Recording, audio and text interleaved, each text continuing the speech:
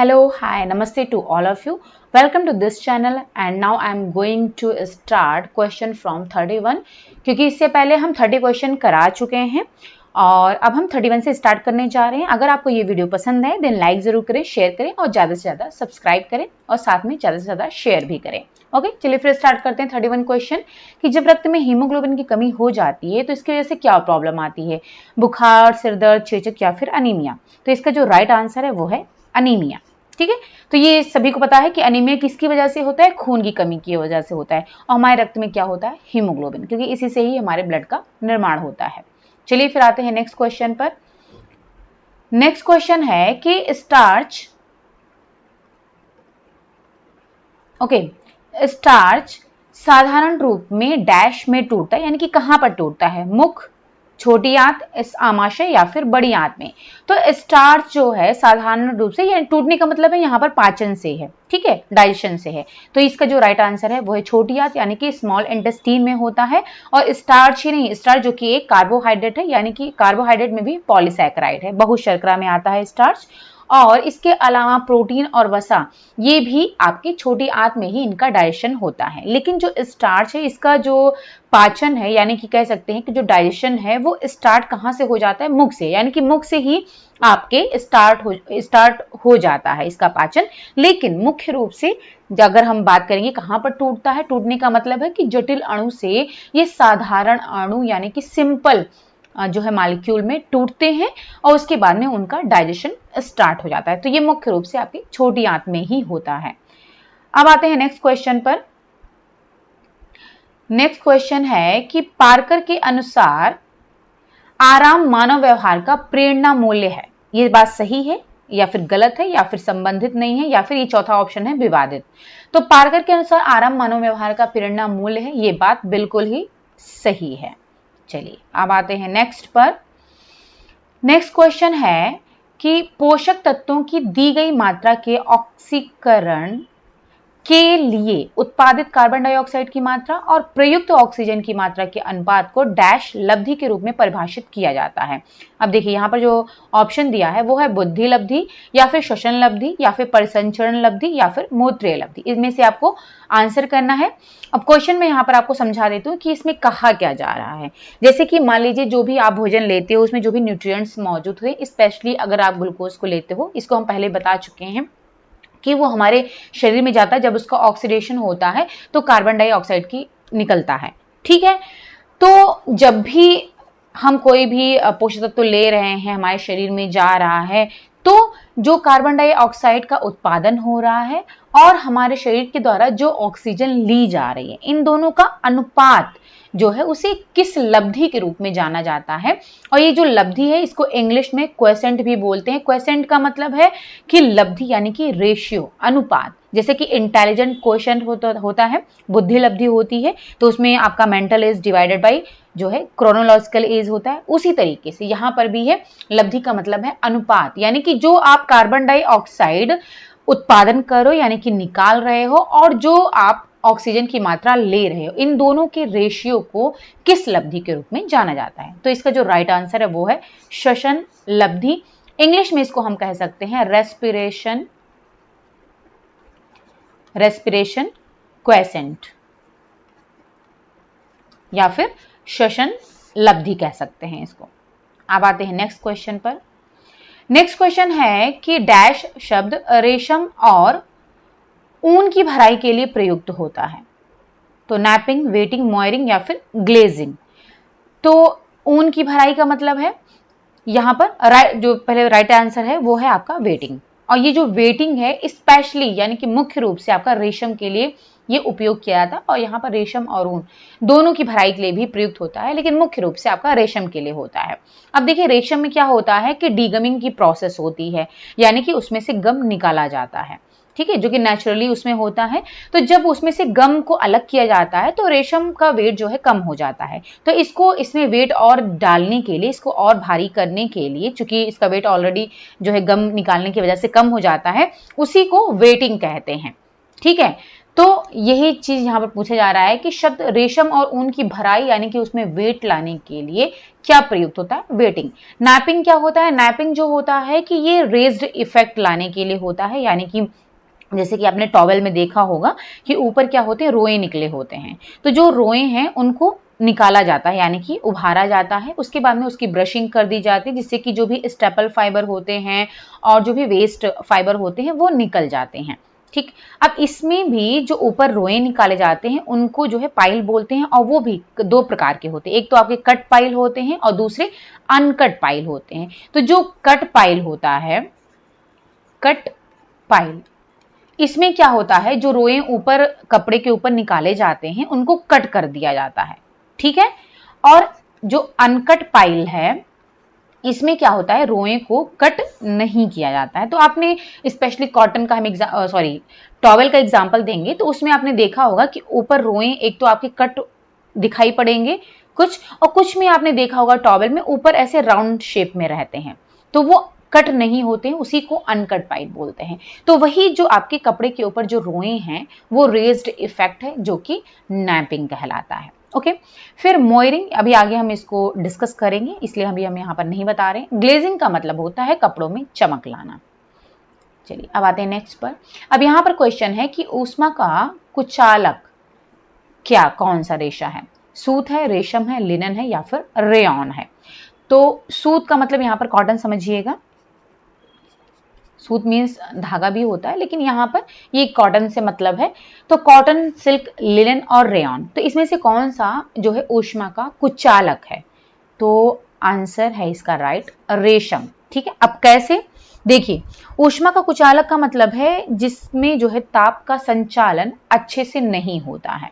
Okay, तो जो आपका ये रेशम जो है एक प्राकृतिक रेशा है, नेचुरल फाइबर है, और ये किससे होता है? प्रोटीन से बना होता है। ठीक है, इसमें प्रोटीन पाया जाता है, तो इसकी वजह से, प्रोटीन से बने होने की वजह से ये ताप का अच्छा संचालक नहीं होता है। ओके, इस वजह से इसको ताप का ऋणात्मक संचालक या फिर कुचालक भी कह सकते हैं। और ये शरीर की गर्मी को बाहर नहीं निकलने देता है। तो आपने देखा होगा रेशम के कपड़े अगर आप पहनते हो तो हमारे शरीर की गर्मी को बाहर नहीं निकलने देता है, क्योंकि ऊष्मा का जो है वो जो है एक संवाहन नहीं हो पा रहा है। ठीक है, उसका संचालन नहीं हो पा रहा है, तो इस वजह से ये हमारी गर्मी की, शरीर की गर्मी को बाहर नहीं निकलने देता है। इस वजह से ये रेशम के कपड़े ज्यादा गर्म लगते हैं पहनने पर। जबकि जो कॉटन है, लिनन है, रेयॉन है, इसको आपने देखा होगा कि ये आपके गर्मी में यूज किए जाते हैं क्योंकि ये अधिक गर्म नहीं होते हैं। ठीक है, क्योंकि ये आपके शरीर की गर्मी को बाहर निकालने में मदद करते हैं।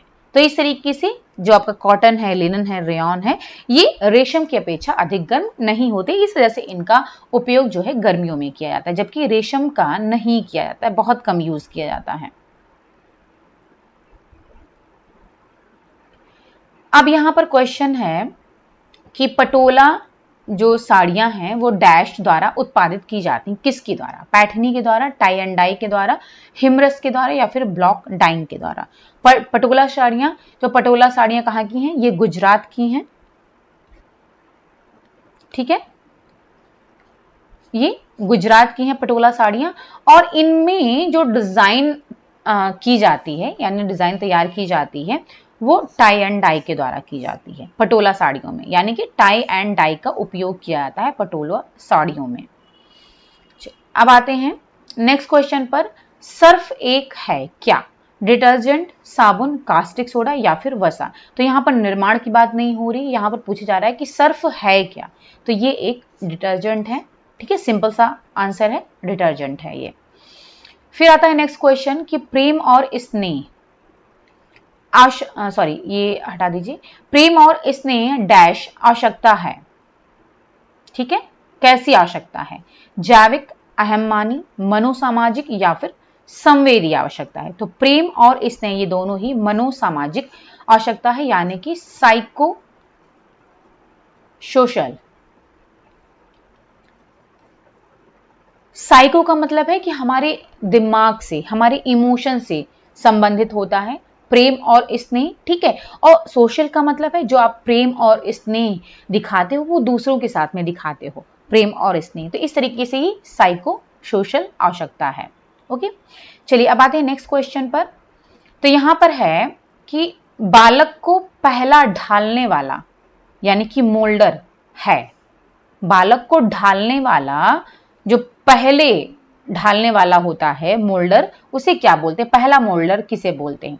सोशल मीडिया को, जल को, परिवार को या फिर रेत को? तो ये आप सभी को पता है, इसका राइट आंसर क्या होगा? परिवार। यानी कि परिवार में ही बालक जो है ढलता है। जो भी बिहेवियर है उसका, जो भी उसका नेचर होता है, वो उसे उसकी फैमिली से ही मिलता है। तो जैसी फैमिली होती है, ठीक है, वैसे ही बच्चा भी होता है, ऐसा कहा जाता है। तो इसीलिए बालक, जो परिवार ही जो है पहला मोल्डर होता है, उसको ढालने वाला कहा जाता है। उसके बाद में है क्वेश्चन कि साल्मोनेला भोजन विषाक्तता एक जीवाणुविक भोजन विषाक्तता है, यानी कि जो साल्मोनेला बैक्टीरिया है वो आपकी फूड पॉइजनिंग कही जा रही है कि जो साल्मोनेला है वो फूड पॉइजनिंग के लिए एक बैक्टीरियल फूड पॉइजनिंग है, यानी कि एक साल्मोनेला बैक्टीरिया से भोजन विषाक्तता होती है, ऐसा कहा जा रहा है। ये सत्य है, असत्य है, संबंधित नहीं है या फिर विवादित है? तो आप सभी को पता है कि फूड पॉइजनिंग जो है साल्मोनेला जो है बैक्टीरिया से होता है, जीवाणु से। ठीक है, फूड इन्फेक्शन कह सकते हो, फूड पॉइजनिंग बोल सकते हो। अब यहां पर क्वेश्चन है कि प्रकार 2 यानी कि टाइप 2 डायबिटीज मेलाइटस क्या कहलाता है? इंसुलिन आधारित डायबिटीज मेलाइटस, यानी कि इंग्लिश में इसको हम कहेंगे ICDS, सॉरी ये ICDS नहीं होगा, insulin dependent diabetes mellitus, IDDM।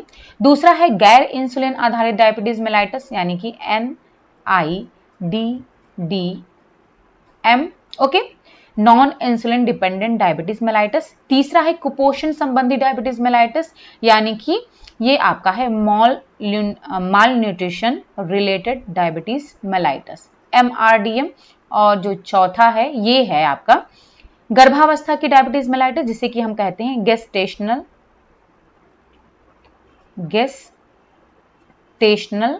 Diabetes mellitus. ठीक है, जो कि गर्भावस्था के समय होती है। तो यहां पर पूछा जा रहा है कि टाइप 2 डायबिटीज मेलाइटस है वो क्या कहलाती है? तो इसका जो राइट आंसर है वो है आपका बी, गैर इंसुलिन आधारित डायबिटीज मेलाइटस को, यानी कि NIDDM को टाइप 2 डायबिटीज बोलते हैं। ठीक है, और जो इंसुलिन आधारित डायबिटीज मेलाइटस को, इसको टाइप 1 बोलते हैं, टाइप 1 बोलते हैं। ठीक है, और जो ये टाइप 1 डायबिटीज मेलाइटस है, इसमें क्या होता है कि इंसुलिन जो हार्मोन है उसका सिक्रीशन ही नहीं हो पाता, श्रावण ही नहीं हो पाता है। और जो गैर इंसुलिन है, इसमें क्या होता है कि सिक्रेट तो हो रहा है हार्मोन, इंसुलिन हार्मोन, लेकिन वो प्रॉपर तरीके से अपना काम नहीं कर पाता है। तो इस वजह से जो है डायबिटीज मेलाइटस हो जाता है। और जो mall nutrition related diabetes mellitus है, इसमें क्या होता है, ये चूंकि आपका कुपोषण संबंधित होता है, लेकिन इसमें इंसुलिन और गैर इंसुलिन दोनों के सिम्टम्स पाए जाते हैं। और जो गेस्टेशनल डायबिटीज मेलाइटस है, जो गर्भावस्था के समय होता है, ये हानिकारक नहीं होता है। ठीक है, परमानेंट नहीं होता है, क्योंकि ये प्रेगनेंसी के समय हो जाता है, लेकिन बाद में जैसे ही बच्चा हो जाता है उसके बाद में ऑटोमेटिकली ये सही हो जाता है। ठीक है, चलिए अब आते हैं नेक्स्ट क्वेश्चन पर। तो यहां पर है क्वेश्चन कि प्रसव के बाद की अवधि डैश और दुग्धपान क्या कहलाता है? दुग्धपान है। ठीक है, प्रसव के बाद की अवधि डैश और दुग्धपान है, प्रीपार्टम, पोस्टपार्टम, प्रसव या फिर परिपक्वता। तो कभी कभी क्वेश्चन से भी हमें आंसर मिल जाता है। तो यहां पर देखिए प्रसव के बाद की अवधि पूछा है, बाद का मतलब है पोस्ट। तो देखिए प्री तो होगा नहीं, प्री का मतलब पहले हो गया, तो प्री तो होगा नहीं, प्रसव के बाद की अवधि पूछा गया है तो ये पोस्ट हो जाएगा। एक तो ये वर्ड आपको मिल गया, प्रसव ये होगा नहीं। ठीक है, क्योंकि प्रसव के बाद की अवधि पूछी जा रही है तो प्रसव तो होगा नहीं, ये तो प्रसव के दौरान का मतलब प्रसव जब होता है तो उस टाइम को प्रसव बोलते हैं। ठीक है, और परिपक्वता यानी कि मैच्योरिटी जो है वो तो आपकी स्टार्ट होती है, धीरे धीरे बच्चा मैच्योर होता है। तो यहां पर मैच्योरिटी का भी नहीं मतलब है। तो प्रसव के बाद की अवधि बची आपकी पोस्ट पार्टम पीरियड कहते हैं प्रसव के बाद की अवधि को, और दुग्धपान भी बोलते हैं, क्योंकि फिर माँ अपना दूध पिलाना बच्चे को स्टार्ट कर देती है और 6 महीने तक ये प्रोसेस चलता है। ठीक है, जिसको कि एक्सक्लूसिव ब्रेस्ट फीडिंग भी कहते हैं। चलिए अब आते हैं नेक्स्ट क्वेश्चन पर। यहां पर है कि विस्तारण शिक्षा विस्तारण शिक्षा में प्रतिभागिता डैश है, जबकि विद्यालय उपस्थिति डैश है। यानी कि जो विस्तारण शिक्षा में जो प्रतिभागिता है वो आवश्यक है, ऐच्छिक है या फिर केवल केवल, जबकि विद्यालय उपस्थिति ऐच्छिक है, आवश्यक है या फिर ऐच्छिक है। तो यहां से आपको बताना है कि क्या है। अब विस्तारण शिक्षा का मतलब हो गया यहां पर एक्सटेंशन एजुकेशन, ठीक है, एक्सटेंशन एजुकेशन भी कहते हैं इसको, विस्तारण शिक्षा को, या फिर प्रसार शिक्षा भी बोलते हैं। और प्रतिभागिता का मतलब है जो भी इसमें पार्टिसिपेट कर रहा है, पार्टी, ठीक है, पार्टिसिपेटर जो है, तो वो जो है आपका प्रतिभागिता कहला रहा है। तो यहां पर बताना है कि एक्सटेंशन एजुकेशन में जो प्रतिभागिता है, पार्टिसिपेशन है, वो क्या है, आवश्यक है, नहीं, ऐच्छिक होता है, यानी कि आप भाग ले भी सकते हो और नहीं भी ले सकते हो, जबकि विद्यालय जो उपस्थिति होती है वो आवश्यक होती है। इसका मतलब ये बात और है कि आप नहीं जाओ वहां पर, अटेंडेंस ना लो, उपस्थित ना रहो, लेकिन ये जरूरी होता है। अब यहां पर क्वेश्चन है कि डैश यंत्र एक उपकरणीय या फिर संप्रेषण यंत्र है, ठीक है, जिसमें संदेश देखा जा सकता है पर सुना नहीं जा सकता है। ओके, तो यहां पर बताना है आपको। अब ऐसा इसमें से श्रव्य यंत्र है या फिर दृश्य यंत्र है या फिर दोनों यंत्र है, जो कि ऐसा उपकरणीय या फिर संप्रेषण यंत्र है, यानी कि कम्युनिकेशन यंत्र का मतलब तो इक्विपमेंट होता है, ठीक है, जिसमें कि जो मैसेज है उसको देख सकते हैं हम लेकिन सुन नहीं सकते। तो ये बहुत ही सिंपल सा और आसान सा है कि जिसमें हम देख सकते हैं लेकिन सुन नहीं सकते, वो चीज आपका दृश्य कहलाता है, यानी कि विजुअल। तो ये आपके एड्स में आ जाता है, विजुअल एड्स होते हैं।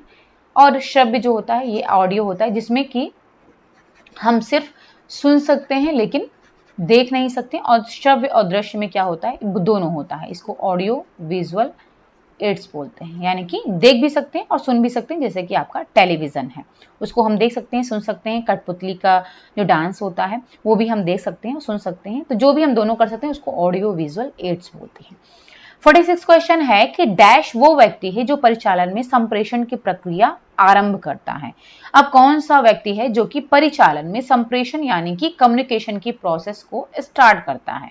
कौन? पर्यवेक्षक, आयोजक, श्रोता या फिर संप्रेषक। संप्रेषक का मतलब है कम्युनिकेटर, कम्युनिकेटर हो गया। श्रोता आपके ऑडियंस हो गए, ठीक है। और आयोजक आपका इंग्लिश में कहेंगे हम प्लानर कह सकते हैं, जो कि योजना बना रहा है। पर्यवेक्षक आई थिंक इसमें हो जाएगा इन्वेस्टिगेटर, शायद, I am not sure but I think यही होगा, इन्वेस्टिगेटर, ठीक है। तो यहां पर हम पूछ रहे हैं कि वो व्यक्ति कौन सा है जो परिचालन में संप्रेषण की क्रिया प्रारंभ करता है, यानी कि कम्युनिकेशन को स्टार्ट करता है। तो वो है आपका कम्युनिकेटर, जो कि कम्युनिकेशन को स्टार्ट करता है। फिर है 47 डैश नेता इस प्रकार परिचालन करता है जैसे वो लोगों पर भरोसा ही नहीं कर सकता है। तो ऐसा कौन सा नेता है जो कि इस प्रकार से परिचालन करता है जिसे लगता है कि वो लोगों पर भरोसा ही नहीं कर सकता है? तो बताना है यहाँ पर लोकतांत्रिक है, लेसाज फेयर है, तानाशाही है या फिर सामान्य है। तो ऐसा कौन सा नेता है जो कि वो इस तरीके से कर रहा है जैसे कि उसे किसी पर भरोसा ही नहीं है? तो इसको बताइएगा। ये आपका लीडरशिप स्टाइल से है, ठीक है, लीडरशिप स्टाइल इसको बोलते हैं। और कई सारे लीडरशिप स्टाइल होते हैं जो कि डिसीजन मेकिंग के समय लिए जाते हैं। जब भी आप कोई निर्णय लेने जा रहे हो, कोई डिसीजन लेने जा रहे हो, तो उस टाइम पर जो है आपका लीडरशिप स्टाइल बहुत इंपॉर्टेंट रोल प्ले करता है। जैसे कि किसी कंपनी में जो लीडर होते हैं, मैनेजर होते हैं, तो जो मैनेजर होता है वहां का वो एक लीडर ही होता है। तो वो किस तरीके से बिहेव कर रहा है उसी को यहाँ पर बोल रहे हैं। अलग अलग टाइप के लीडर होते हैं। तो यहाँ पर लोकतांत्रिक का मतलब हो गया डेमोक्रेटिक, इंग्लिश में कह सकते हैं इसको। लेसास फेयर, ये इंग्लिश में वही सेम है, LAISSEZ, ये स्पेलिंग है, FAIRE, लेसास फेयर। और तानाशाही का मतलब इसको इंग्लिश में हम कह सकते हैं ऑटोक्रेटिक, ऑटोक्रेटिक, या फिर ये भी बोल सकते हैं सेंट्रलाइज्ड भी कह सकते हैं, ठीक है, तानाशाही। और सामान्य तो आपका जनरल हो गया।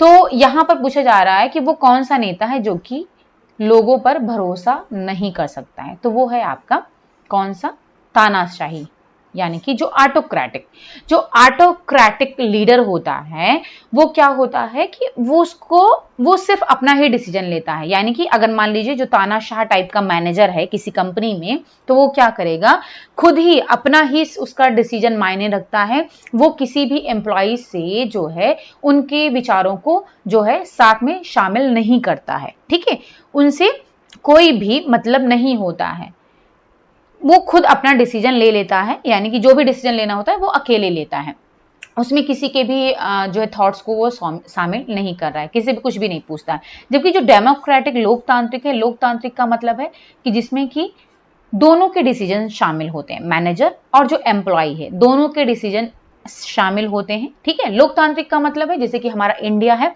वो एक लोकतंत्र है, क्योंकि यहां पर क्या है कि आप जो है जो गवर्नमेंट फैसला ले रही है अगर आपको नहीं पसंद है तो आप उसके अगेंस्ट में प्रोटेस्ट करते हो, अपनी आवाज उठाते हो। तो चूंकि लोकतंत्र है इस वजह से हम यहाँ पर अपनी आवाज उठा सकते हैं, हम भी बोल सकते हैं। अदरवाइज अगर यहाँ पर तानाशाह होता, ठीक है, तानाशाही होती तो हम कुछ भी ना बोल पाते। जो गवर्नमेंट डिसीजन ले रही है बस उसी का डिसीजन होता, हमारा जो है हमारी जो थिंकिंग होती उससे उन्हें कोई भी मतलब नहीं होता, ठीक है। लेकिन चूंकि लोकतंत्र है इस वजह से हमारा डिसीजन भी उसमें होता है और गवर्नमेंट का ही, यानी कि ज्वाइंट डिसीजन होता है, ठीक है। और जो लेसास फेयर टाइप के जो लीडर होते हैं वो क्या होते हैं, उनमें लेसास फेयर का मतलब है कि इसमें जो मैनेजर होगा वो कुछ डिसीजन ही नहीं लेगा, वो सब कुछ अपने जो एम्प्लॉय होंगे उसमें जिसको एफिशिएंट एम्प्लॉय समझेगा, ठीक है, ज्यादा रिस्पॉन्सिबल समझेगा, उन्हीं को सारी की सारी रिस्पॉन्सिबिलिटी दे देता है, वो खुद कुछ भी नहीं करता है, ठीक है। वो पूरी तरीके से एम्प्लॉय पर जो है सारी रिस्पॉन्सिबिलिटी थोप देता है। तो ये चीज आपके लेसास फेयर में होता है, ठीक है। तो ये आप समझ गए हो। अब यहां पर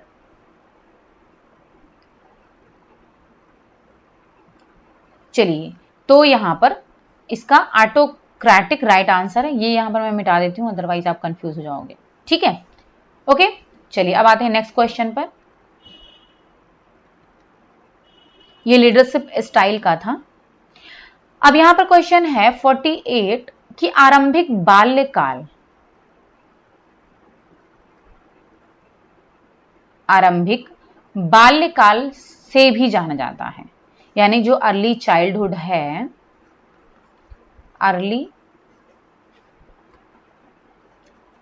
चाइल्डहुड जिसे को आरंभिक बाल्यकाल भी बोलते हैं, इसे किस और नाम से भी जाना जाता है, जन्म पूर्व यानी कि प्री बर्थ, गैंग पूर्व यानी कि प्री गैंग, यौवन का मतलब हो गया प्यूबर्टी, और परिपक्वता पूर्व का मतलब हो गया प्री मैच्योर। तो आरंभिक बाल्यकाल को गैंग पूर्व यानी कि प्री गैंग एज के भी नाम से इसको जानते हैं, प्री गैंग एज।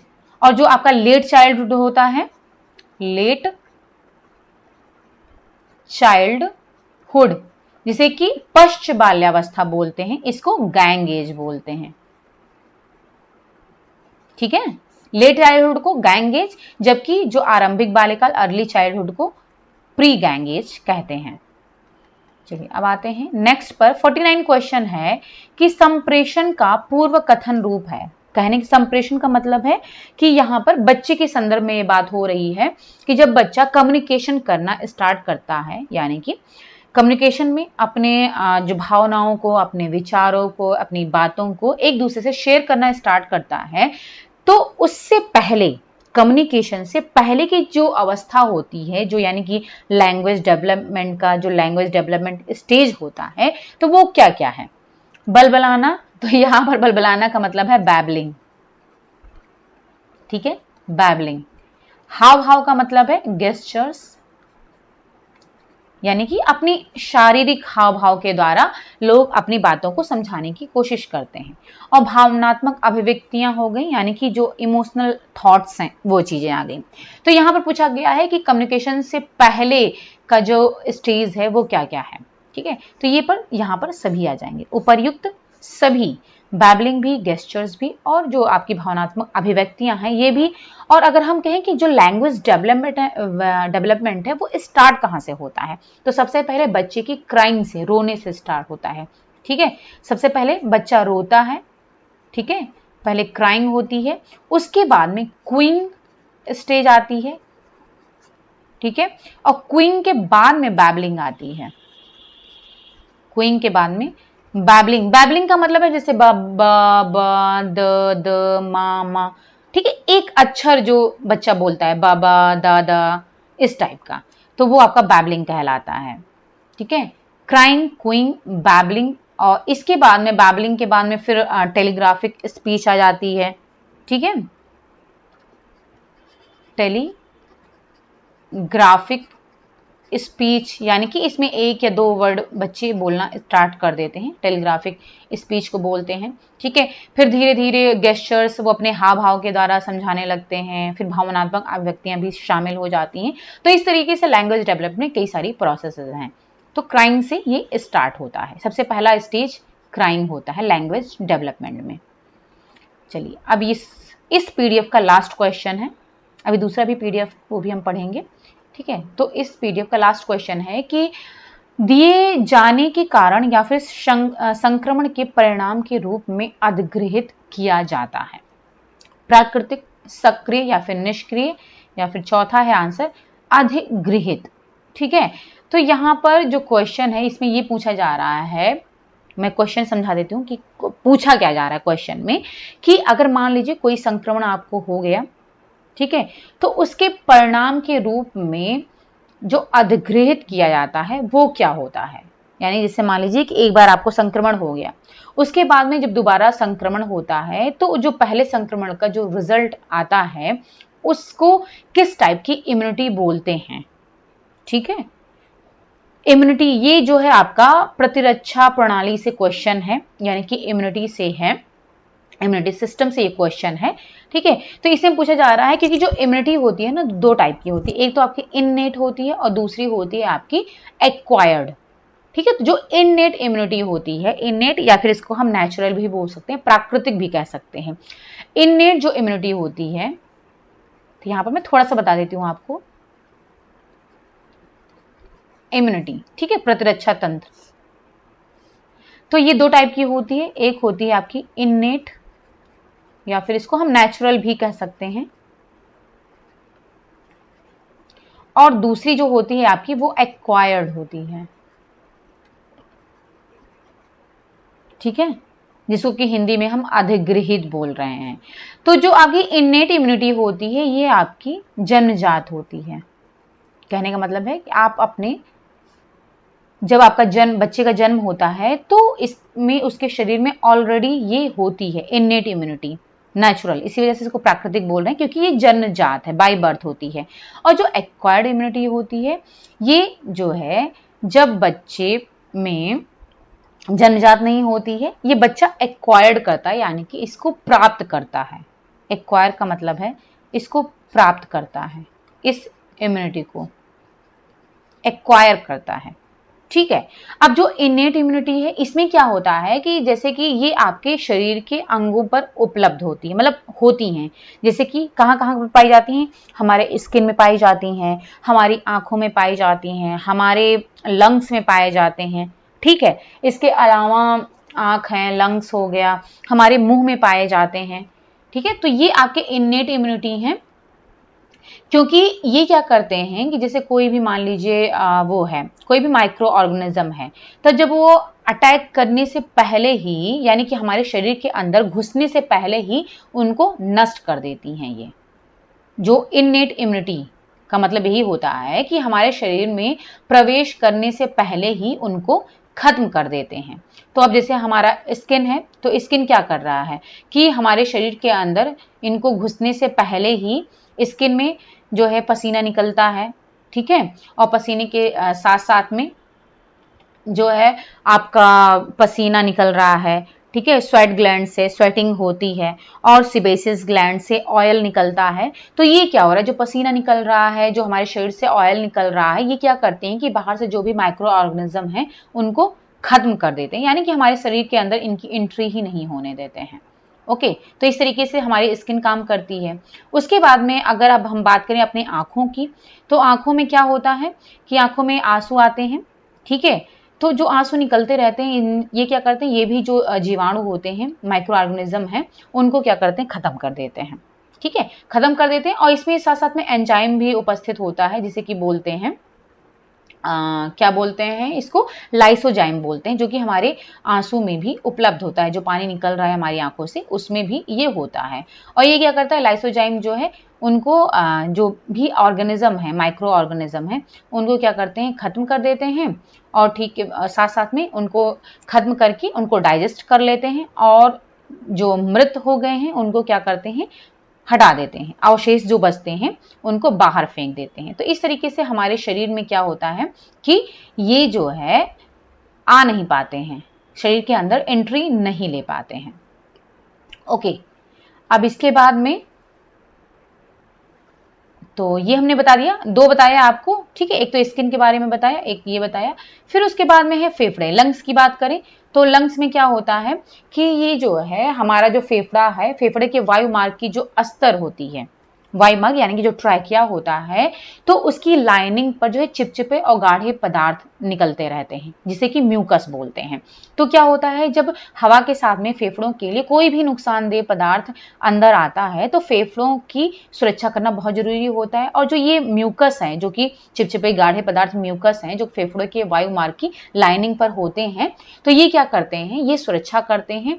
और ये क्या करते हैं, जीवाणुओं को, जो म्यूकस निकल रहा है तो इनसे क्या होता है, जो जीवाणु है, माइक्रो ऑर्गेनिज्म है, इन्हीं से चिपक जाते हैं, ठीक है? और इनमें जो है एक एंजाइम भी निकलता रहता है, जिसे कि लाइसोजाइम एंजाइम बोलते हैं, जो कि म्यूकस में पाया जाता है। तो ये क्या करता है, जीवाणु को बचा लेता है और जो उनके अवशेष होते हैं उनको वायु मार्ग से बाहर फेंक देता है। इस तरीके से आंखों का भी हमने बताया। इसी तरीके से मुंह में हमारे जो लार निकलता रहता है, ठीक है? तो ये जो लार है, इसकी वजह से जो जीवाणु है वो इनमें, हमारे लार में रह नहीं पाते हैं, नष्ट हो जाते हैं, ठीक है? और लार के साथ साथ में जो जीवाणु हैं वो बह जाते हैं, और जो खाद्य कण हैं वो भी बह जाते हैं, जो कि जीवाणुओं का भोजन होते हैं। और लार में भी लाइसोजाइम एंजाइम पाया जाता है। इसके अलावा और भी एंजाइम होते हैं जो कि जीवाणु को नष्ट करने में सहायता करते हैं। और साथ में हमारे लार में जो है बहुत से एंटीबॉडीज भी होते हैं, ठीक है, जो कि संक्रमण जो कण हैं उनकी पहचान करके उन्हें नष्ट कर देते हैं। इसके अलावा स्टमक, जो हमारा आमाशय है, वो भी इन्नेट इम्यूनिटी में आता है। अब आमाशय में तो आपको पता ही है कि हाइड्रोक्लोरिक अम्ल सिक्रेट होता ही रहता है, जो कि जीवाणु को स्वतः ही नष्ट हो जाते हैं HCl की वजह से। ओके, अगर मान लीजिए कोई जीवाणु आमाशय में चला भी गया तो वो किसी अन्य पदार्थ की तरह ही एंजाइम के द्वारा पचा लिए जाते हैं, डाइजेस्ट कर लिए जाते हैं। और मूत्र मार्ग, ये भी हमारा इन्नेट में ही आता है। तो जो मूत्र मार्ग है, यानी कि जो यूरिनरी ट्रैक्ट है, वो क्या करता है कि हमारे शरीर से जो जीवाणु हैं उनको शरीर से बाहर निकालने में सहायक होता है। ये आपको पता ही है, यूरिनरी, इस वजह से जो यूरिनरी इन्फेक्शन होता है वो नहीं हो पाता, जिसे कि UTI बोलते हैं, ठीक है? तो इस तरीके से ये आपके इन्नेट इम्यूनिटी में आ गए, ठीक। अब इसके अलावा फिर जो है, इसके अलावा जो आपके ब्लड में, उसमें फैगोसाइट्स भी पाए जाते हैं। फैगोसाइट्स जो होते हैं वो कई प्रकार के होते हैं, उसमें न्यूट्रोफिल, मैक्रोफेज, बेसोफिल, ठीक है, इवोसिनोफिल और बैक्टीरिसाइडल एजेंट होते हैं। और कुछ जो है अलग से नेचुरल किलर सेल्स होती हैं जो कि खत्म कर देती हैं। तो ये सब भी पाए जाते हैं जो कि माइक्रो ऑर्गेनिज्म को नष्ट करने में मदद करते हैं।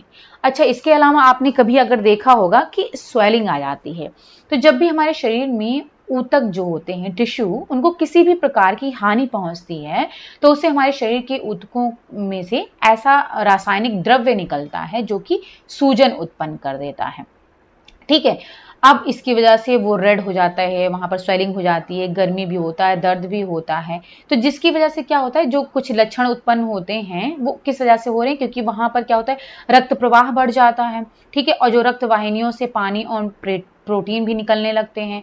और जो भी एरिया प्रभावित हुआ है, जहाँ पर स्वेलिंग हो रही है, वहाँ पर जो प्रतिरक्षक कोशिकाएं हैं वो आती जाती रहती हैं, इस वजह से वहाँ पर स्वेलिंग हो जाती है, ठीक है। और जो दर्द रिसेप्टर्स होते हैं वो फिर उत्तेजित हो जाते हैं, जिसकी वजह से फिर दर्द होने लगता है, ठीक है। तो अब जब सूजन आ जाती है ना, तो उसकी वजह से क्या होता है, जो जीवाणु है तो उस स्थान पर और ज्यादा प्रहार नहीं कर पाते हैं, क्योंकि अब वहां पर प्रतिरक्षक कोशिकाएं आती जाती रहेंगी और रक्त प्रवाह भी बढ़ जाता है, जिसमें कि आपके, जैसे हमने बताया कि कई सारे जो है फैगोसाइट्स पाए जाते हैं, तो इस वजह से जो है सूजन हो जाती है। ठीक है, चलिए, और जो फीवर आ जाता है, फीवर भी आपके शरीर को संक्रमण से बचाने के लिए जरूरी होता है, क्योंकि जो है फीवर जब आता है ये संक्रमण के लिए एक प्रतिक्रिया के रूप में उभरता है। जब भी फैगोसाइट्स जीवाणु को नष्ट कर रहे होते हैं तो उस टाइम पर फीवर आ जाता है, ठीक है, जो कि एक प्रतिक्रिया की तरह काम करता है। शरीर में और अधिक जीवाणु बढ़े ना, यानी कि उनका गुणन ना हो, मल्टीप्लाई ना करें, इसलिए शरीर का तापमान को बढ़ाया जाता है, तो जिससे कि उस स्थिति को कंट्रोल में किया जा सके। अब जब भी फीवर आता है यानी कि हमारे शरीर का तापमान बढ़ जाता है, जिससे कि हमारे शरीर में जो जीवाणु हैं वो क्या है, वो मल्टीप्लाई नहीं हो पाते हैं, ठीक, इस वजह से फीवर आ जाता है।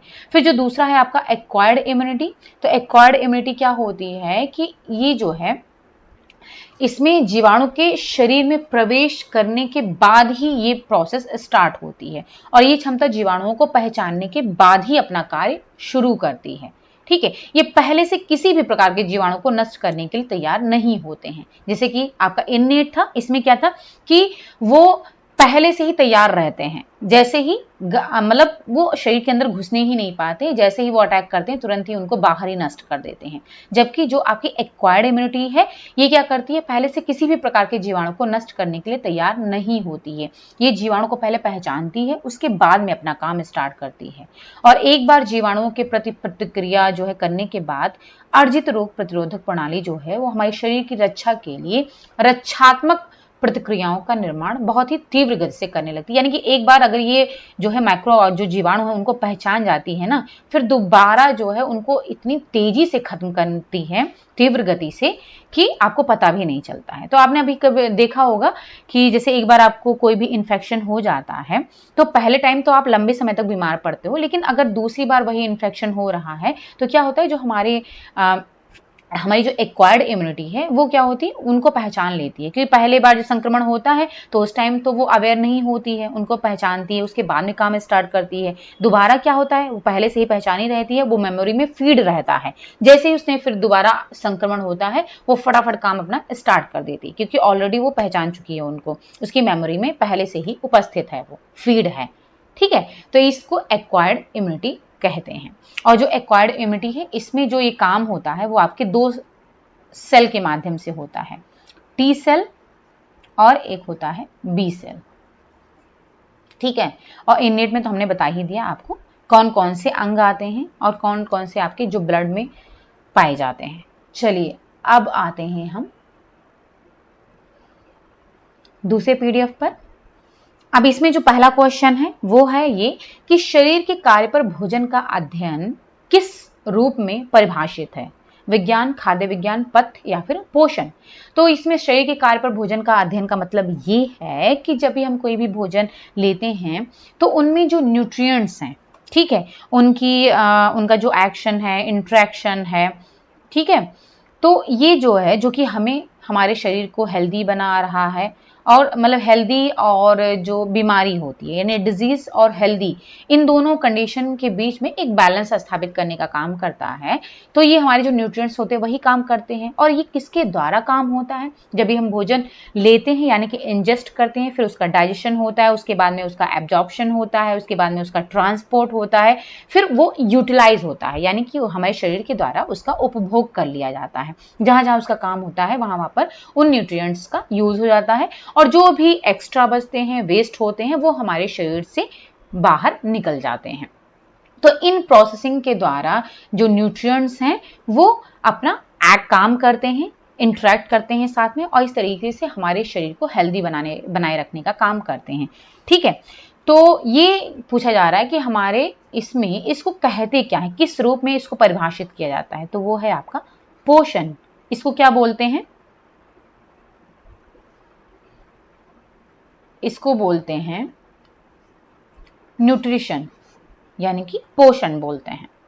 चलिए अब आते हैं नेक्स्ट क्वेश्चन पर। अब यहाँ पर नेक्स्ट क्वेश्चन है कि फूलों की व्यवस्था का उद्देश्य चारों ओर खुशी, जीवन और सौंदर्य भरना है।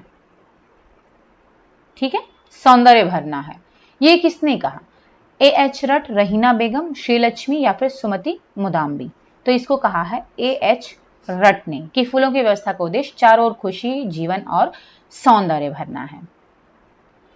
फिर है बुफे के लिए मेन्यू इस प्रकार होना चाहिए कि मेहमान उसे डैश से खा सकें, साधारण रूप से, सरलता से, कठिनाई से या फिर महत्वाकांक्षा से। तो बुफे के लिए मेन्यू जो है इस प्रकार होना चाहिए कि मेहमान उसे सरलता से खा सकें, इजिली, कठिनाई ना हो। फिर है यहां पर पूछा गया है कि 8वें हफ्ते से लेकर के जन्म तक जो भ्रूण है वो क्या कहलाता है? फीटस कहलाता है, भ्रूण कहलाता है, युग्मज या फिर अंड कहलाता है। ठीक है, फीटस कहलाता है या फिर एम्ब्रियो या फिर जाइगोट और या फिर ओबम।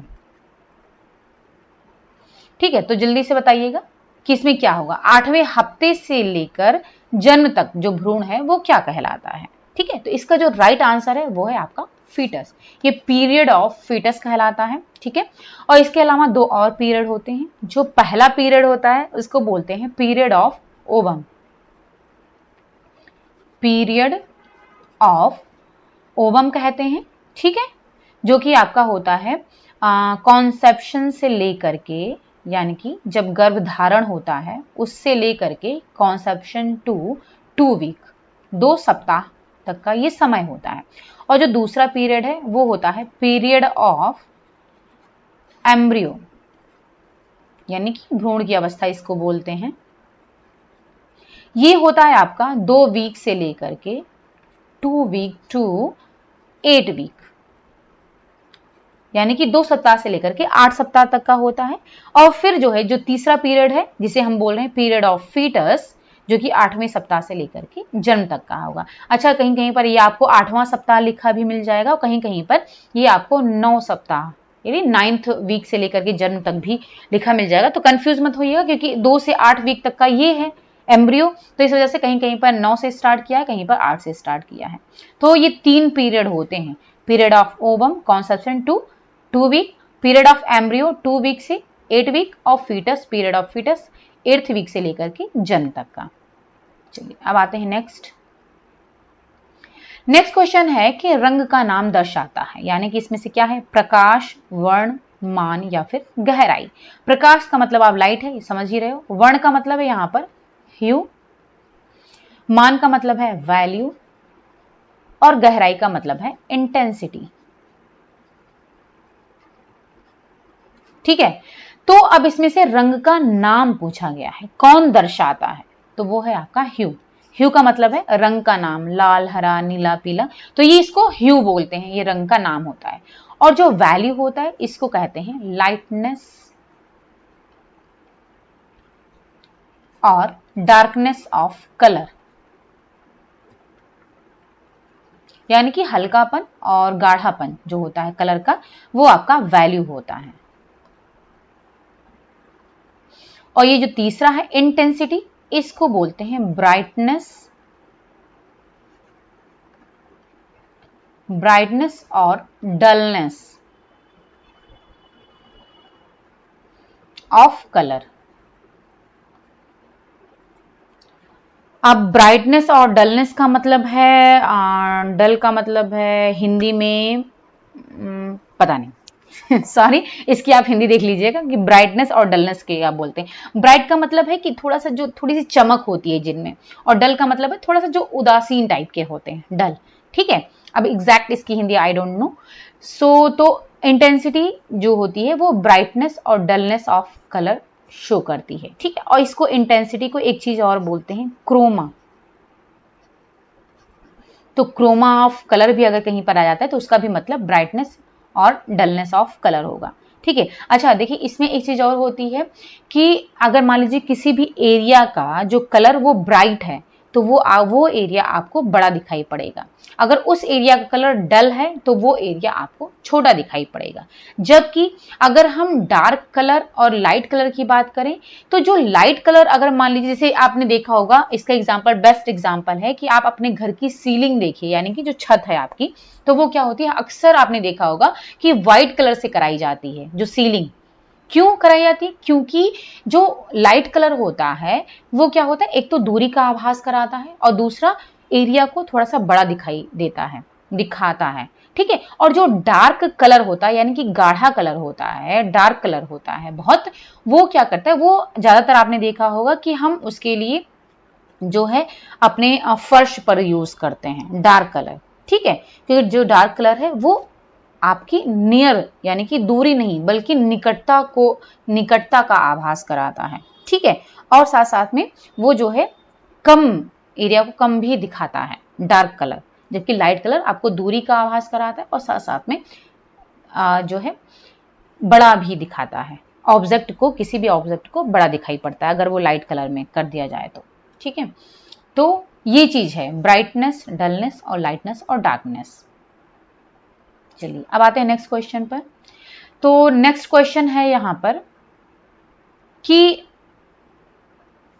डैश के अनुसार मनुष्य का आवास बाह्य तत्वों से सुरक्षा से अधिक बहुत कुछ होता है। यानी कि इसमें से किसने कहा है, ग्रॉस एम, क्रैंडल, बेयर, आगन टैसिक या फिर नीरू गर्ग ने किसने कहा है कि जो मनुष्य का घर है, आवास है, वो सिर्फ बाह्य तत्वों से सुरक्षा ही नहीं करता बल्कि उसके अलावा और भी बहुत कुछ करता है। ठीक है। तो वो चीज बोली है बेयर ने। अब आते हैं नेक्स्ट पर। यहां पर क्वेश्चन है कि बल्ब टेबल लैंप में प्रयुक्त होता है, यानी कि कौन सा बल्ब टेबल लैंप में यूज किया जाता है, ताप दीप्ति, प्रतिदीप्ति, ट्यूब या फिर मेज। तो यहां पर आंसर है ताप दीप्ति। ठीक है। ताप दीप्ति जो है ये बल्ब टेबल लैंप में यूज किया जाता है। इसको इंग्लिश में इनकैंडेसेंट भी कहते हैं। अब आता है नेक्स्ट क्वेश्चन, 8वां है कि 3 मुख्य शरीर भारों को सीधी रेखा में लेना, यह सिद्धांत किस पर लागू होता है?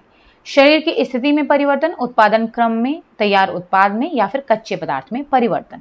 तो ये जो सिद्धांत है ये किस पर लागू होता है कि अगर आपका जो 3 मुख्य शरीर भारों को सीधी रेखा में लेना, ये किस पर लागू होता है? तो इसमें से आप बता सकते हो। अच्छा, ये जो है आपका, ये मुंडल क्लासेस ऑफ चेंज से है ये क्वेश्चन।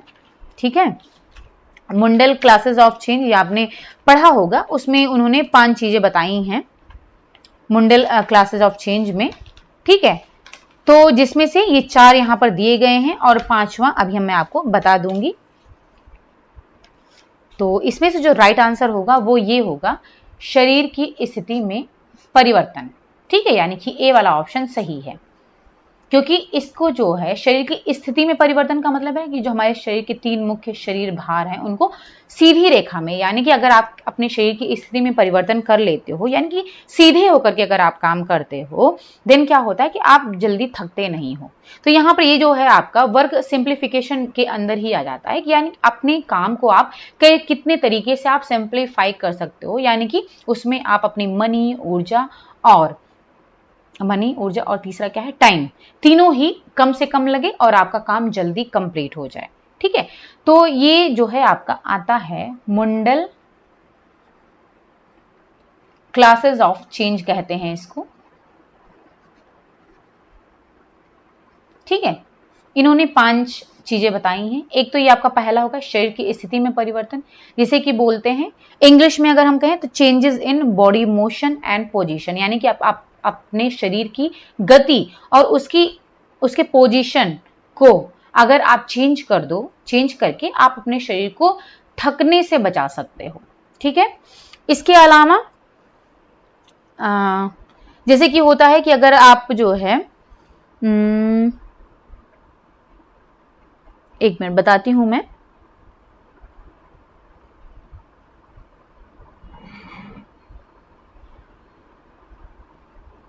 यानी कि कहने का मतलब यहां पर यह है कि आप जो अननेसेसरी मोशन है, यानी कि जो कि अनावश्यक गति आप कर रहे हो, तो उसको जो है कम करके, ठीक है, जो है आप अपने शरीर को कम से कम थका सकते हो।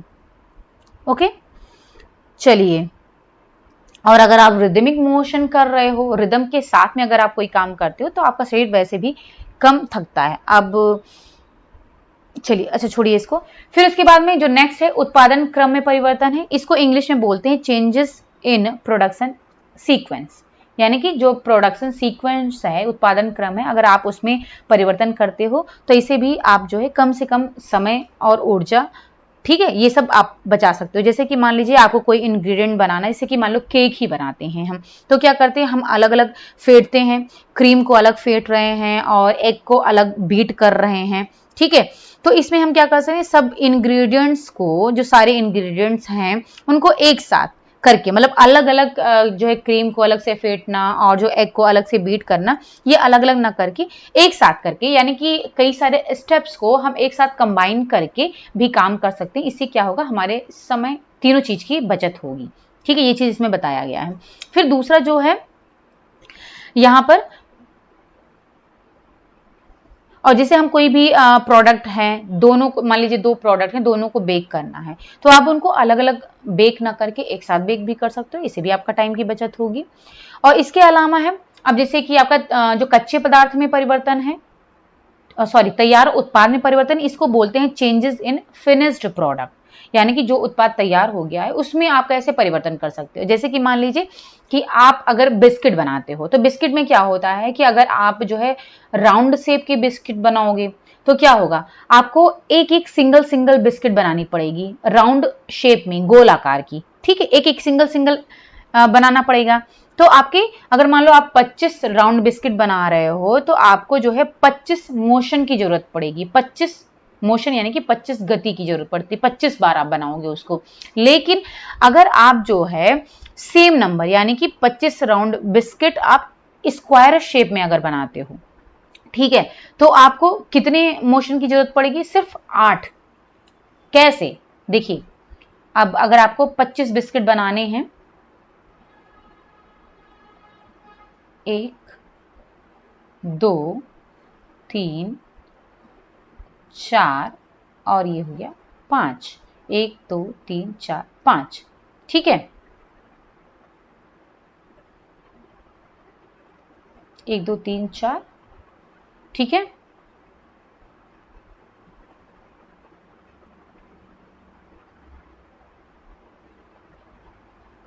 ये हो गया।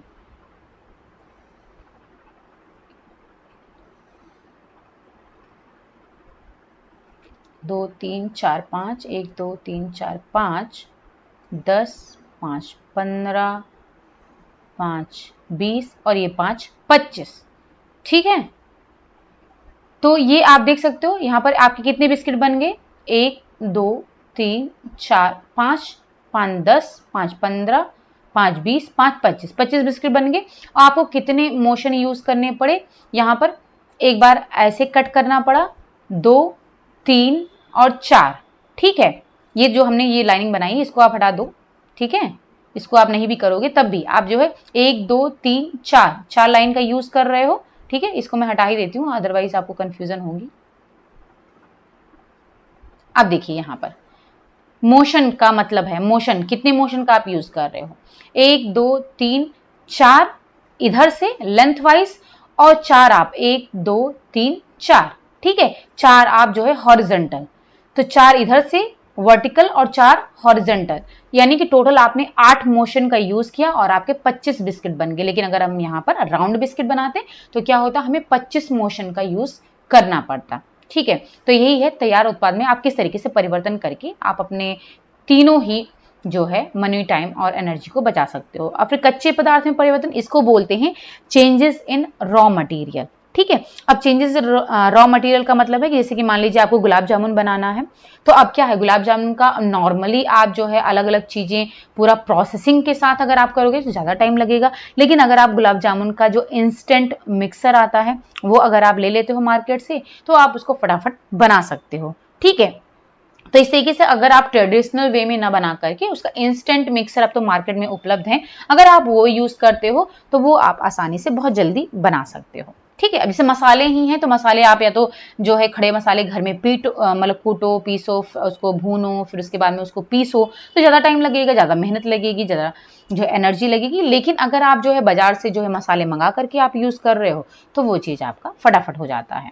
ठीक है, तो कहने का मतलब यही था। तो ये 4 हो गया और एक जो है आपका इसमें है, जो एक यहाँ पर रह गया है, वो मैं यहाँ पर लिख देती हूँ। बस ये मैं आपको समझाने के लिए यहाँ पर बता रही थी।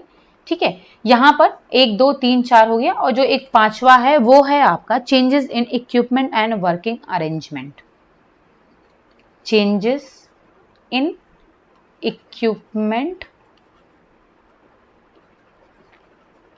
एंड वर्किंग अरेंजमेंट, यानी कि जो आप जो है काम कर रहे हो, अरेंजमेंट। ठीक है, यानी कि इक्विपमेंट को चेंज करके भी, और जो वर्किंग अरेंजमेंट का मतलब है जो कार्य करने की जो व्यवस्था आपकी है उसमें चेंज करके, और इक्विपमेंट को चेंज करके भी आप जो है कम से कम जो है थक सकते हो। जैसे कि हम झाड़ू यूज करते हैं, उसकी जगह अगर हम वैक्यूम क्लीनर का यूज करें तो क्या होगा, इससे हमारे तीनों ही चीज की बचत हो जाएगी। ओके, तो और जैसे कि हम चाय है तो चाय क्या है, उसकी जगह पर हम अगर ट्रॉली का यूज करते हैं चाय ले जाने के लिए तो उससे भी हमारे समय की बचत होती है और आसानी भी रहता है।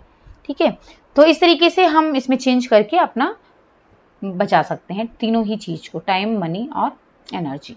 चलिए, तो ये आपका मुंडल्स क्लासेस ऑफ चेंज है, इसमें 5 इन्होंने दिया है। फिर आते हैं अब नेक्स्ट क्वेश्चन पर।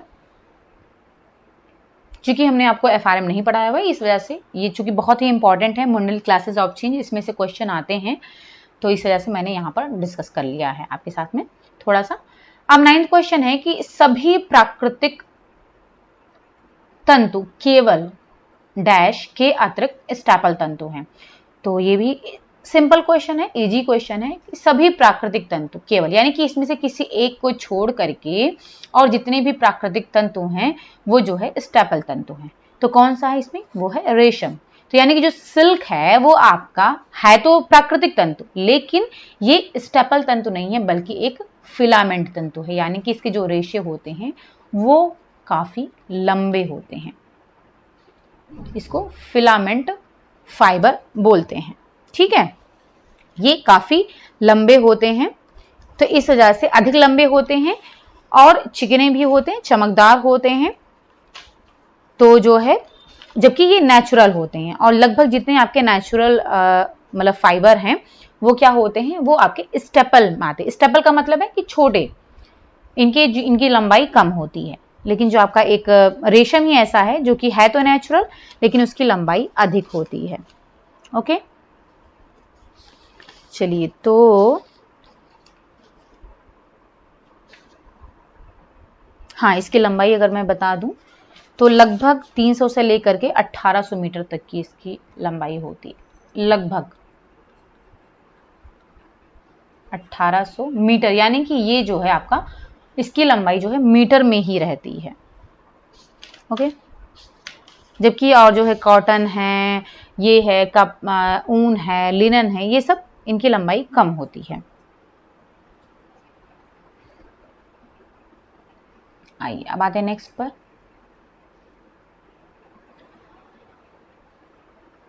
बुने हुए वस्त्रों यानी कि जो निटेड वस्त्र हैं उनको आवश्यकता नहीं होती किस चीज की, धुलाई की, इस्त्री की, मांड की या फिर इनमें से कोई नहीं। तो बुने हुए वस्त्र यानी कि जो निटेड वस्त्र हैं, जैसे कि हमारे जो स्वेटर हैं, उलन जिसे हम बोल सकते हैं, तो ये आपके इनको किस चीज की जरूरत नहीं होती, मांड की जरूरत नहीं होती।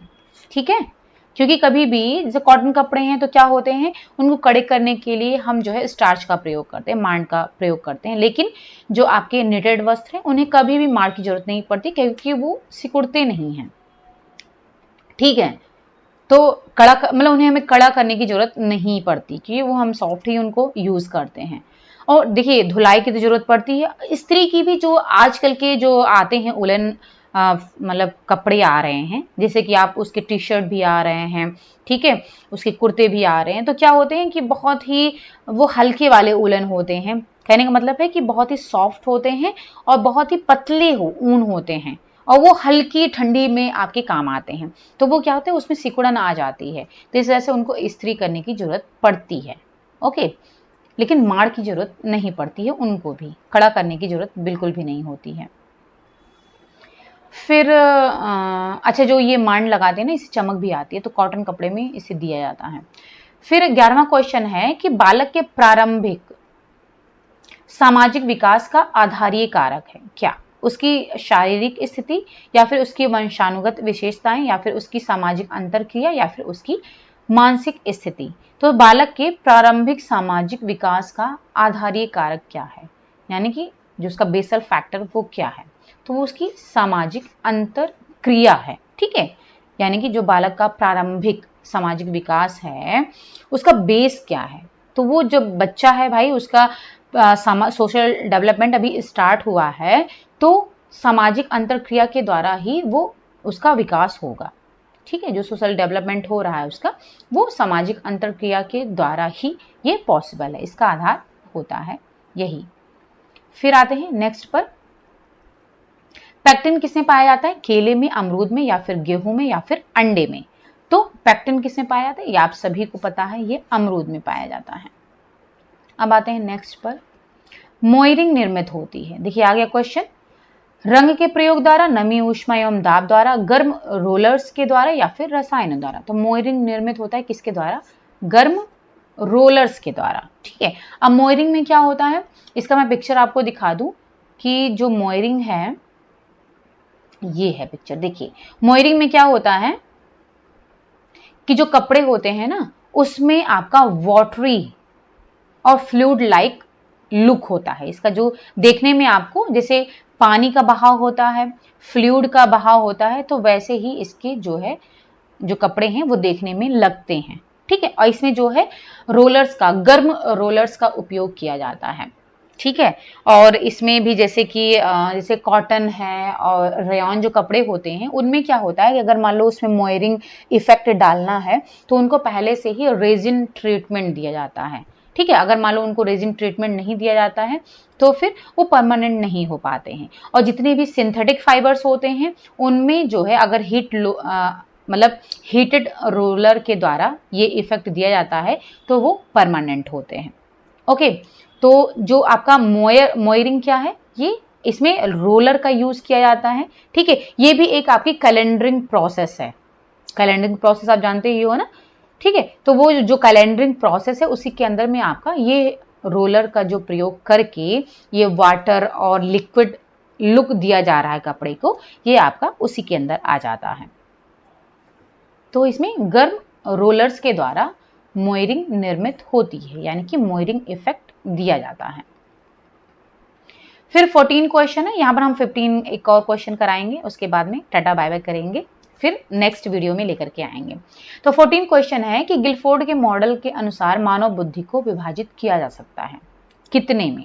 60 कारकों में, 120 कारकों में, या 180, या फिर 220 कारकों में। ठीक है, तो जो गिलफोर्ड के मॉडल के अनुसार इसमें पूछा जा रहा है। ठीक है, अब जो गिलफोर्ड का मॉडल है उसमें इन्होंने क्या है कि अभी अगर हम रिसेंट की बात करें तो रिसेंट में 180 फैक्टर हैं, जबकि स्टार्टिंग में इन्होंने 120 फैक्टर दिया था, उसके बाद इन्होंने 150 दिया, उसके बाद में इन्होंने 180 फैक्टर दिया। ठीक है, तो अलग अलग जो है धीरे धीरे इनका जो ये फैक्टर है ये बढ़ता गया है। पहले सबसे स्टार्टिंग में 120 था, फिर 150 हुआ, फिर 180। तो इसका जो राइट आंसर होगा वो होगा 180 कारक। ठीक है, 120 मत लगाइएगा, 120 पुराना है, लेकिन जो रिसेंट का है वो 180 है। अब जो गिलफोर्ड ने दिया है मॉडल, उसको बोलते हैं बुद्धि का त्रिविमीय सिद्धांत, यानी कि बुद्धि का सिद्धांत इन्होंने दिया है, इसे बोलते हैं बुद्धि का त्रिविमीय सिद्धांत। ठीक है, और इसके अलावा एक चीज और बोलते हैं इनको, बुद्धि का संरचनावादी सिद्धांत। सॉरी, बुद्धि का संरचनावादी सिद्धांत, ये भी कहते हैं, यानी कि दो नाम हैं इसके।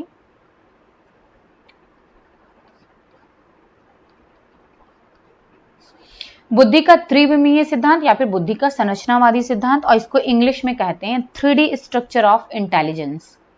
त्रिविमीय का मतलब है 3D स्ट्रक्चर ऑफ इंटेलिजेंस भी इसको कहते हैं इंग्लिश में। ठीक है, अब ये जिनके 3 आयाम हैं वो कौन कौन से हैं ये भी मैं आपको बता देती हूँ, यानी कि जो 3 डायमेंशन हैं जो त्रिविमीय बोल रहे हैं वो क्या क्या हैं।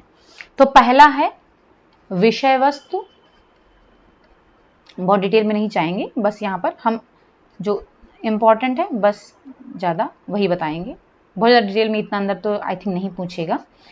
विषय वस्तु या फिर जिसको इंग्लिश में हम कहते हैं कंटेंट। ठीक है, दूसरा है संक्रिया, इंग्लिश में इसको हम कहेंगे ऑपरेशंस।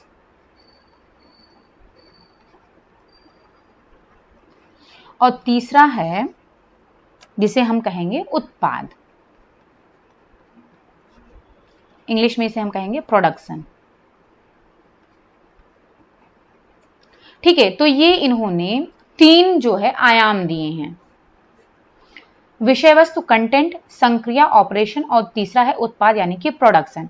और जो विषय वस्तु है इसके अंदर जो फैक्टर हैं वो 5 हैं, जो आपका ऑपरेशन है ये आपका 6 है, पहले ये 5 था लेकिन रिसेंट में एक और ऐड हो गया तो ये 6 हो गया, और जो उत्पाद हैं ये आपके 6 हैं। ठीक है, तो अब किस तरीके से 180 फैक्टर होगा, अब तीनों को आप इंटू कर दीजिए, 5 × 6 × 6 कितना हो जाएगा, 5 छक्का 30 और 3 छक्का 18, यानी कि 180 फैक्टर हो गए।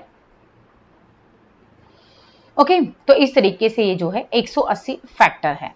अब चूंकि पहले क्या था, ये 5 था तो उस वजह से यहाँ पर 150 ही हो रहे थे, लेकिन चूंकि अब इसमें एक नया ऐड हो गया इस वजह से ये 180 फैक्टर हो गया। तो रिसेंट का ये है आपका सही 180 कारक हैं गिलफोर्ड के मॉडल के अनुसार। फिर अब यहाँ पर है जो संचार का मॉडल है उसमें क्या क्या चीजें हैं, समाहित क्या क्या है। प्रेषक संदेश गंतव्य एवं ग्रहणकर्ता, वक्तव्य माध्यम एवं श्रोता, प्रेषक संचारक संकेत ग्रहण करता, या फिर प्रेषक संदेश उपचार माध्यम या फिर ग्रहण करता। तो इसका जो राइट आंसर है वो है आपका लास्ट वाला डी, प्रेषक संदेश उपचार और माध्यम, और लास्ट है आपका ग्रहण करता। ठीक है, ये हैं आपके। अब इसमें जो है आपका जैसे जो कम्युनिकेशन है ये आपके उनके एलिमेंट भी बोल सकते हैं, कम्युनिकेशन के एलिमेंट भी कहा जा सकता है इसको, क्योंकि इसमें कम्युनिकेशन का एलिमेंट कह सकते हैं। और ये जो है आपका जो पॉल लीगन्स थे उनके द्वारा जो है इसके जो 5 तत्वों के बारे में बताया गया है। एक आपका पहला कम्युनिकेटर, जिसे कि हम यहाँ पर प्रेषक बोल रहे हैं, ये कम्युनिकेटर कहलाता है। और इसका काम क्या होता है, जो कि कम्युनिकेशन स्टार्ट करता है उसी को कम्युनिकेटर या फिर प्रेषक बोलते हैं। और प्रेषक इसलिए, प्रेषक में भेजने वाला, यानी कि जो संदेश को एक व्यक्ति से दूसरे व्यक्ति में भेजने का काम कर रहा है, तो वो प्रेषक हो गया। ठीक है, अब जो है इसके बाद में आता है दूसरा संदेश यानी कि मैसेज या फिर कंटेंट। मैसेज और कंटेंट दोनों हो सकता है। तो संदेश का मतलब है वो मैसेज जो कि इंफॉर्मेशन, जो प्रेषक जिस इंफॉर्मेशन को या तो बोल रहा है या फिर लिख रहा है, यानी कि लिख करके जो है दे रहा है संदेश, या फिर जो है उसको बोल करके जो इंफॉर्मेशन दे रहा है, संदेश दे रहा है। ठीक है, जो पीस ऑफ इंफॉर्मेशन है वो संदेश कहलाता है। ठीक है, जो कि एक से दूसरे व्यक्ति में पास किया जा रहा है। अब एक अच्छा मैसेज वो होता है जो कि आपका क्लियर होना चाहिए, यानी कि जो मैसेज, ये भी क्वेश्चन आता है कि जो कम्युनिकेटर के द्वारा मैसेज दिया जा रहा है वो कैसा होना चाहिए।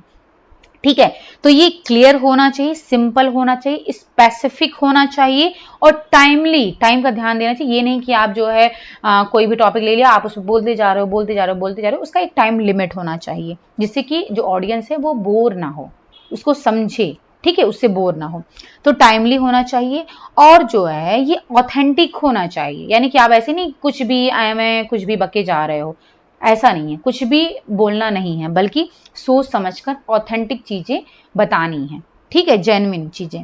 ओके, और सबसे इंपॉर्टेंट कि एप्रोप्रिएट फॉर चैनल होना चाहिए। जो भी आप मैसेज दे रहे हो वो आपके चैनल के अकॉर्डिंग उपयुक्त होना चाहिए, एप्रोप्रिएट होना चाहिए। चैनल का मतलब है जिस माध्यम से आप संदेश पहुंचा रहे हो ग्रहणकर्ता तक, यानी कि जो रिसीवर है उस तक, ऑडियंस तक जब आप पहुंचा रहे हो तो वो चीज कहलाता है, ठीक है।